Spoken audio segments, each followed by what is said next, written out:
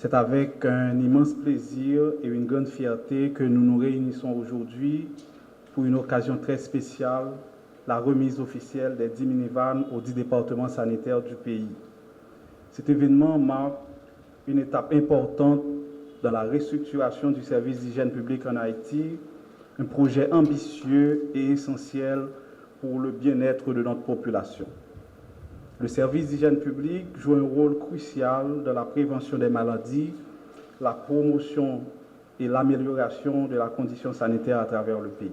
Cependant, pour être efficace, il est impératif que ce service soit bien structuré, bien équipé et capable de répondre aux besoins de la population de manière efficace.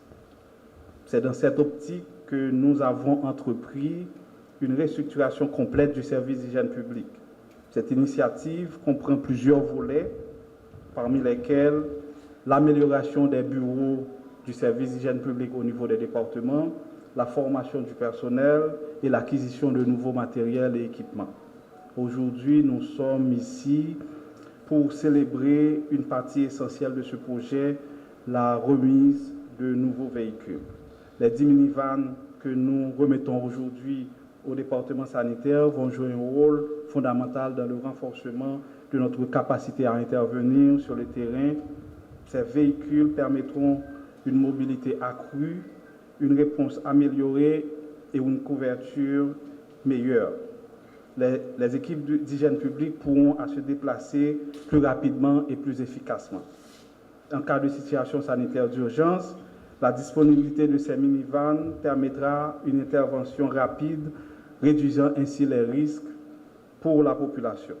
Avec ces véhicules, nous pourrons assurer une couverture sanitaire complète à travers tous les départements du pays pour la mise en place d'un système de transport de déchets et une mise en réseau des incinérateurs pour une meilleure gestion des déchets vaccinaux. On ne doit pas oublier de vous rappeler le parcours de l'hygiène publique en Haïti. Comme vous le savez, l'hygiène publique fut, avant la Secrétaire d'État d'hygiène publique et d'assistance sociale, puis transformée en division de l'hygiène publique. Et vers les années 2006, ce fut le service d'hygiène publique qui fut placé au sein de la DPSVE, la Direction de promotion de la santé et de protection de l'environnement. L'hygiène publique, dans son parcours, a connu des hauts, de très hauts, pour ceux qui sont très anciens, qui connaissent l'histoire des officiers sanitaires sur le territoire national. Et l'hygiène publique a aussi connu des bas. C'est en 1985 que la dernière promotion de l'École nationale des officiers sanitaires fut fermée et ce fut un jour sombre pour le pays.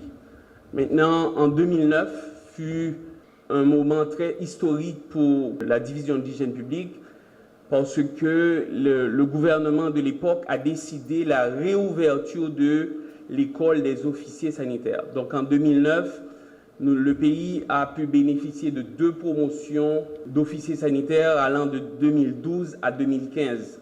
Ces 2 promotions totalisent un peu 250 officiers sanitaires. Et avec un temps de pause, si je peux l'appeler comme ça, en 2017, le gouvernement de l'époque a réussi à faire la nomination des 250 officiers sanitaires. Donc, depuis 2017, la DPSVE et le ministère de la Santé publique travaillent d'arrache-pied en vue de renforcer le service d'hygiène publique, de le restructurer pour le permettre de réaliser le travail que les officiers sanitaires faisaient dans le temps, mais aussi et de pouvoir répondre de façon très moderne, puisque nous sommes en 2024, aux besoins de la population. Et en ce sens, la DPSVE a beaucoup travaillé sur un plan stratégique de restructuration et qui a subi plusieurs étapes. La première étape fut l'atelier de restructuration qui a été réalisé l'année passée, en juillet 2023. Et dans ce plan, nous avons un ensemble d'actions qu'il faut accomplir. Et ce qui nous amène aujourd'hui est dans l'un des points les plus importants qui est le renforcement du service au niveau départemental.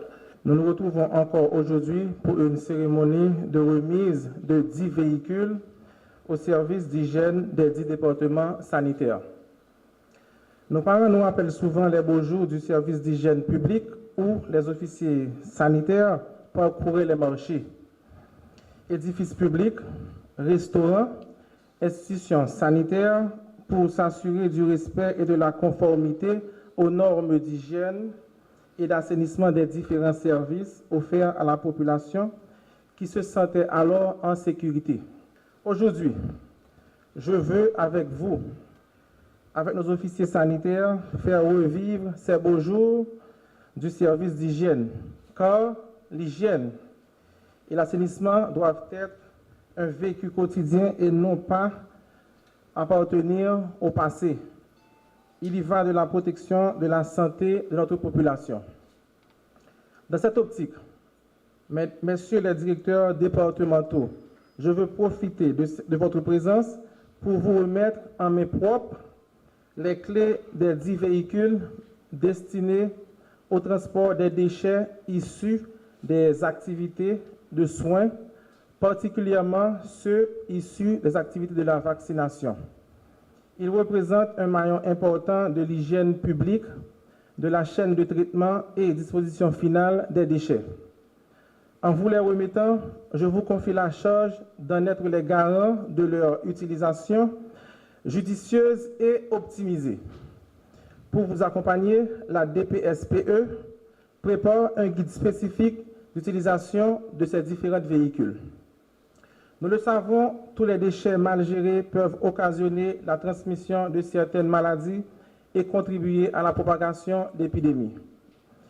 Un pas de plus vient d'être franchi vers une gestion des déchets selon les normes. Nous exprimons notre gratitude à tous ceux qui nous accompagnent sur ce chemin.